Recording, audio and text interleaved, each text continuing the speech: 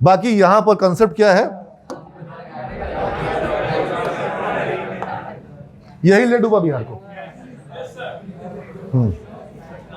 यही ले डूबा। ठीक है, क्योंकि हमको यहां पर कुछ और करना, हमको सरकार से नौकरी चाहिए। क्यों भाई, क्या अच्छा है उसमें? सेटलमेंट चाहिए इन लोग को, स्टेबिलिटी चाहिए। बेटा सेटलमेंट होता है परमानेंट, और वो होता है शमशान में, वो कब्रिस्तान में है, शमशान में है, वहां जाके लेट जाओ, परमानेंट सेटल। जीवन में सेटलमेंट क्या होता है?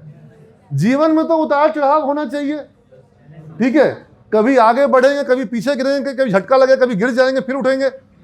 जीवन में अच्छा, ये लोग स्टेबिलिटी के लिए मरे जा रहे हैं। आप स्टेबिलिटी के लिए मरे जा रहे हैं कि स्टेबिलिटी होना चाहिए सर, 25,000 रुपये हर महीने मिल जाना चाहिए। अरे तुम जीवन काटने के लिए, व्यतीत करने के लिए आए हो कि जीवन जीने के लिए आए हो? तो जिएंगे तो उतार चढ़ाव तो होगा ही। बंदर 2 फीट चढ़ता है, 1.5 फीट फिसलता है, फिर 2 फीट चढ़ता है, फिर 1.5 फीट फिसलता है, आखिर में तो वो ऊपर। तुमको फिसलना ही नहीं है, तुमको तो खाली ऊपर ही ऊपर जाना है। ऐसा होता है क्या?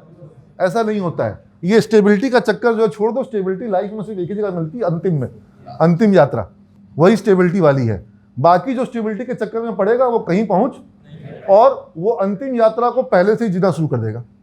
भाई लास्ट में स्टेबल होना, तुम पहले ही स्टेबल हो गए हैं। अभी तो तुम उतार चढ़ाव के लिए तैयार रहो। जो जहाज किनारे में रहते हैं सुरक्षित रहते हैं, लेकिन क्या जहाज किनारे में लगाए जाने के लिए बनाए जाते हैं? समुद्र की लहरों से उसको सामना करना होता है कि नहीं होता है? तुम लोग वो जहाज हो जो चाहते हो कि सर हमको पाल से बांध के रखिए, हमको समुद्र में जाना, वहां से झटका लगेगा सर, हमको किनारे में रखिए। किनारे में कोई झटका नहीं लगता है। ये कोई बात हुआ? तो जवानी मिली है कि उतार चढ़ाव झेलने के लिए कि है? समझ रहे बात को? तुम लोग ये दिमाग से कंसेप्ट निकाल दो। स्टार्टअप करना हो, बिजनेस करना हो, एंटरप्रेन्योरशिप करना हो, तैयार रहो। रिस्क नहीं लोगे तो बहुत, मतलब सबसे बड़ा रिस्क है रिस्क ना लेना, और रिस्क है तो हाँ, सब सीख गया है। अब ये जो सरकारी नौकरी का जो कॉन्सेप्ट है, इसका एक बहुत बड़ा कारण है कि भाई बिहार सबसे आगे कैची में है, गर्व से कहते हैं। जहां पर भी बिहारीपन की बात होती है, भाई सबसे बड़ा बात यह है कि भाई बिहार में हर घर से निकलता है आईएएस। तुम लोगों में से कितने घर से निकला आईएएस? ठीक है, अभी क्या होता है, हमको कहीं पे सुना कि जिधर पत्थर मारोगे उधर से आईएएस निकल के आ जाएगा।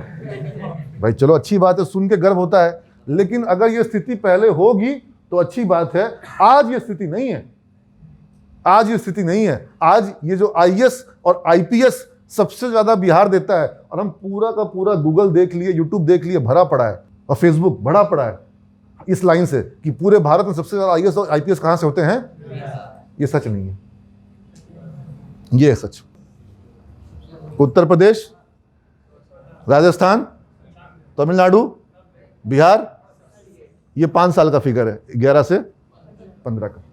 ठीक है, बिहार आगे है। अब बोलोगे उत्तर प्रदेश तो सर आबादी में ज्यादा है सर, लेकिन राजस्थान की आबादी बिहार से ज्यादा है क्या? तमिलनाडु की आबादी बिहार से ज्यादा है क्या?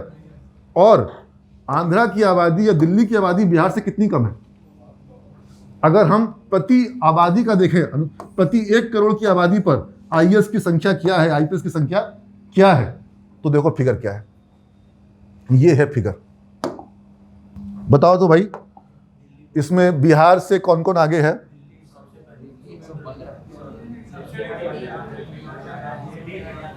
ये लो, चलो तुम्हारा काम आसान कर दिया। 1 करोड़ की आबादी पे आईएएस की संख्या, कितने आईएएस हैं? उस जैसे होता ना स्टेट कैडर, होम कैडर, तो 1 करोड़ की आबादी में दिल्ली से 115 होम कैडर है, मणिपुर से 84। आबादी के हिसाब से मणिपुर की आबादी कम है, लेकिन आईएएस की संख्या उसके हिसाब से ज्यादा है। हरियाणा छोटा, मणिपुर बोलोगे सर दिल्ली छोटा स्टेट है, मणिपुर छोटा स्टेट है, हरियाणा वो तो बड़ा स्टेट है। हरियाणा की क्या संख्या आ रही है? 73। पंजाब, मिजोरम, नागालैंड, अरुणाचल, हिमाचल, सिक्किम, राजस्थान तो हमसे मतलब क्षेत्रफल के मामले में और आबादी के मामले में काफी मिलता जुलता है, लेकिन राजस्थान की संख्या हमसे कम है, हमसे ज्यादा है। तमिलनाडु हमसे आगे है। केरल छोटा सा राज्य हमसे आगे है। तो हम जो कहते हैं सबसे अधिक आईएएस हम देते हैं, भाई आप आबादी के हिसाब से देखोगे ना, आबादी के हिसाब से प्रति 1 करोड़ की आबादी पे हमारे आईएएस की संख्या है 31। अब क्या गर्व करें इस पर हम लोग। लेकिन हमारा नौजवान सबसे ज्यादा अगर इसमें उलझा हुआ है तो उसमें सबसे आगे कौन है? बिहार। यहां अच्छा, लो एस्पिरेशन, बिहार में आईएएस का एस्पिरेशन भी मैं बच्चों में देख नहीं रहा हूं। ये बात जो कहते हैं सबसे ज्यादा आईएएस, मैं जब लोगों से पूछता हूं कि आप क्या बनोगे, बहुत रेयर कोई बच्चा बोलता आईएएस बनूंगा। पटना में आईएएस के कितने कोचिंग हैं? कुछ आया है, कुछ प्रचार कर रहा है, लेकिन वो भी बीपीएससी पे ज्यादा फोकस है। आईएएस की कोचिंग के लिए आज भी आपको दिल्ली जाना होगा, मुखर्जी नगर, करोल बाग, राजेंद्र पैलेस, राजेंद्र नगर, आपको इलाहाबाद जाना होगा। राजस्थान में जो आईएएस की कोचिंग हो रही है, जो आईएएस वहां से जो निकल के आ रहे हैं, उनकी संख्या बिहार से अधिक हो रही है, साउथ में अधिक हो रही है, तमिलनाडु आगे है, सारे स्टेट आगे हो जा रहे हैं, तेलंगाना आगे हो जा रहा है। आप समझ रहे बात को? तो ये सरकारी नौकरी का जो कॉन्सेप्ट है, ये हम लोगों को एक तरह से पीछे ला रहा है। और क्या सरकार सबको नौकरी दे सकती है? Is it possible? सरकार सबको नौकरी नहीं दे सकती है। अच्छा, सरकार जो नौकरी देती है, सैलरी देती है, सरकार को वो पैसा कौन देता है? इंडस्ट्री जहां रहेगी वहां सरकार को पैसा मिलेगा। और वो पैसा सरकार किसको देगी? लोगों को सैलरी में देगी, चाहे आईएएस को दे। और लो एस्पिरेशन देखो कि जब बिहार में सचिवालय में चपरासी और माली के जॉब के लिए 6 लाख लोगों ने आवेदन दे दिया। सरकार ने उस पर डिसाइड किया था कि इसमें हम लोग एग्जाम नहीं लेंगे, रिटन टेस्ट नहीं लेंगे, क्योंकि चपरासी और माली का रिटन टेस्ट क्या ले, ठीक है। लेकिन वहां अप्लाई कर दिया तो 3 साल का रोस्टर बना कि 3 साल तक इंटरव्यू चलेगा। और उसमें अप्लाई किया था किसने? इंजीनियर्स, एमबीए, पीएचडी, डॉक्टरेट किए हुए लोगों ने। आप समझो कि यहां के लोगों की मानसिकता किस तरह से सरकारी नौकरी की तरफ झुका हुआ है। क्या सारे बिहार के नौजवान सरकारी नौकरी की तरफ जाएंगे तो बिहार आगे बढ़ जाएगा? ये लोग बिहार को आगे नहीं जा सकते हैं। और सबको नौकरी देना पॉसिबल हमारे? क्या सरकार 4 करोड़ को रोजगार दे सकती है? अरे वेनेजुएला की गवर्नमेंट, जो कि वेनेजुएला दुनिया का सबसे बड़ा ऑयल रिच कंट्री था, सबसे ज्यादा तेल सऊदी में नहीं है, सबसे ज्यादा तेल वेनेजुएला में है, वो वेनेजुएला क्या हो गया? कोलैप्स हो गया। वहां पर सारी तेल कंपनियों को सरकारीकरण कर दिया गया और उनमें लोगों को जॉब देना शुरू कर दिया गया। बर्बाद हो गई कंपनियां, बर्बाद हो गया देश, लूट खसोट, किडनैपिंग, सब। जब बर्बाद होगा तो ये सब होगा। श्रीलंका में देखा तुमने किस तरह से हालत हुई, खर्चे ज्यादा, आमदनी कम, प्रॉब्लम आएगी, ठीक है। तो ये अब तुम लोग में से कभी कोई बच्चा ये चपरासी वाले जॉब में अप्लाई कर दे, या हम कहते हैं कोई भी ग्रेड 4 जॉब के लिए, भाई जो नहीं पढ़ पाया, जो किसी कारण गरीब है, आज जब बिहार के बच्चे महाराष्ट्र गए थे, वहां पर उनको विरोध हुआ और भगाया गया, वहां शिवसेना वालों ने विरोध कर दिया था और काफी उस पर हंगामा हुआ। और मैं समझता हूं उन्होंने बहुत गलत विरोध किया। हमारे नौजवान को इस देश में कहीं भी जॉब के लिए अप्लाई करने का अधिकार है, अप्लाई कर सकता है, उसको आप रोक नहीं सकते। और हमारे मुख्यमंत्री ने कहा भी कि बिहार का नौजवान जो है वो नौकरी के लिए चांद पे भी अप्लाई करेगा। अच्छी बात है। आज महाराष्ट्र में गरीब नहीं है क्या? जो महाराष्ट्र का गरीब है, चपरासी बनने का महाराष्ट्र वाला बोलता है कि हमारे गरीब, आप लोग आ जाते हो, सब जॉब ले जाते हो, इतने जितने हमारे यहाँ अप्लाई नहीं कर रहे हैं ग्रेड 4 में, उससे ज्यादा आपके यहाँ से लोग हमारे ग्रेड 4 में अप्लाई कर दिए। तो हमारे लोगों को ग्रेड 4 का जॉब, आसाम में वही प्रॉब्लम हुआ। आसाम में जो बिहारी लोग एग्जाम देने गए उनको भगा दिया गया कि तुम लोग सब जॉब खा जाओगे। ये गलत है, नहीं भगाना चाहिए। लेकिन हम कहते हैं कि हमको जाना भी नहीं चाहिए, हम जाएंगे, हम सॉफ्टवेयर इंजीनियर बनने के लिए जाएंगे, हम मैनेजमेंट प्रोफेशनल बनने के लिए जाएंगे, मैनेजर बनने के लिए जाएंगे, हम एंटरप्रेन्योर, स्टार्टअप फाउंडर बनने के लिए जाएंगे, और या हम वो सब काम भी यहीं करें, और अच्छी बात। लेकिन हम ग्रेड 4 के जॉब के लिए इधर उधर क्यों? और आज पूरे भारत में जो मजदूरी का काम है, जो मेहनत का काम है, जो सड़क पे परिश्रम का काम है, वो काम कौन कर रहा है? बॉम्बे में रिक्शा, ठेला, ऑटो, सड़क पे वो खोमचा, वो सब कौन लोग लगा रहे हैं? बिहार के लोग। ये अलग बात है कि वो शहर चल रहा है हमारी मेहनत के बल पर, बिहार की श्रम शक्ति के बल पर ये बड़े बड़े शहर चल रहे हैं। लेकिन क्या हम इस श्रम शक्ति को कौशल शक्ति में कन्वर्ट कर सकते हैं?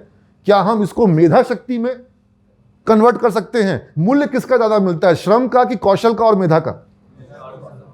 कौशल और मेधा का ज्यादा मूल्य मिलेगा, श्रम का मूल्य कम है।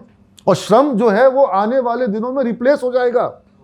आज बिहार से गार्ड जाता है, आने वाले दिनों में गार्ड की आवश्यकता क्या हो रही है? आने वाला दिन छोड़ दो, अभी से कम हो गया है। मोबाइल कंपनियों में कई सारी कंपनियों ने अपने टावर में गार्ड हटा दिए, बोले जरूरत नहीं है, कैमरा इज सफिशिएंट। बोला जितना गार्ड पे कॉस्ट है, गार्ड तेल की चोरी रोकेगा, जितना कॉस्ट है बोला उससे कम का चोरी है, और हमारा काम जो है वो कैमरे से और अलार्म सिस्टम से हो जाएगा, नहीं चाहिए गार्ड। आज आर्मी में अग्निवीर की भर्ती के लिए इतना हंगामा हुआ, लेकिन तुमको क्या लगता है भविष्य में भी सीमा पर जो है हमारे जवान शहीद होते रहेंगे? अच्छी खबर होगी। सीमा पे जो जवान काम कर रहे हैं उसमें काफी सारा काम जो है रोबोट भी कर सकता है कि नहीं कर सकता है? अगर अखबार में खबर आए कि आज सीमा पे हमारे 100 रोबोट ढेर हो गए, कोई फर्क, और एक जवान भी मरा तो वो तकलीफ का विषय है। और गोली मारने का काम है, दुश्मन को खोजने का काम है, कहां कहां कौन हिल रहा है, कहां से गोली आ रही है, उसको लोकेट करने का काम है, दूर देखना है, दृष्टि शार्प होनी चाहिए। ज्यादा किसका शार्प कर सकते हैं? रोबोट का।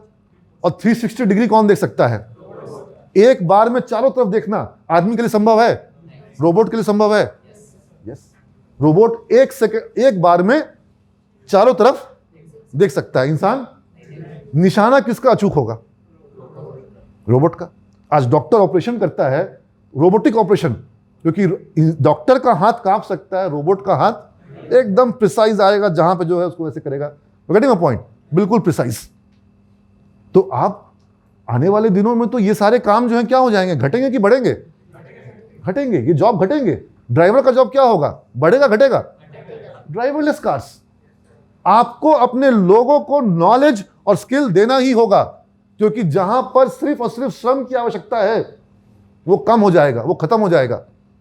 माल ढोने के लिए, सर पे माल ढोने के लिए टोकरी लेकर के आज भी दिल्ली के सदर बाजार में और कलकत्ता के बड़ा बाजार में बिहारी लेबर काम करता है। कब तक ये काम होगा? इस तरह का काम आने वाले दिनों में खत्म हो जाएगा। आपको लोगों को स्किल और नॉलेज दोनों देना पड़ेगा।